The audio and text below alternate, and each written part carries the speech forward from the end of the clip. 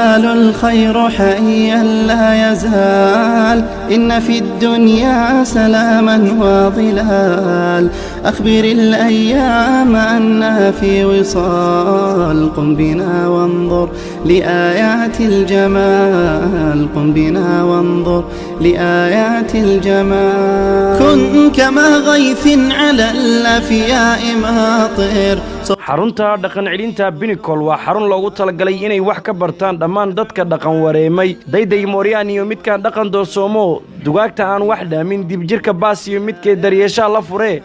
Pinnacle geeya hadeer baladu kaydilooto daroogada ku waashay samaha kiidido xumaha ka doortay xarun daryeesha loo furay dadkaas ee degdegeeya dhalinta midka dibadda ku dhashay dhaqankeena il saarin duriyada dhaqankeeniyo islaamka diido xarun Pinnacle diyaar u ah degdegeeya hadeer diinta la barayaa duruus bay dhiganayaan wadaad daaciyo hadduu rabo tiktoor xarunta u diyaarey degdegeeya dhalinta waxay sidoo kale helayaan jimicsi ay ku sameynayaan jirdhis sidoo kale waxa diyaar u ah jiif iyo cunno wanaagsan waxa la barayaa kombiyuutarada xarunta Pinnacle waxa ay ku taala Jacaranda Lugunji ee Kampala ee caasimadda dalka Uganda wixii faahfaahin kala xiriir lambarada shaashada ku qoran. تحلو بالرضا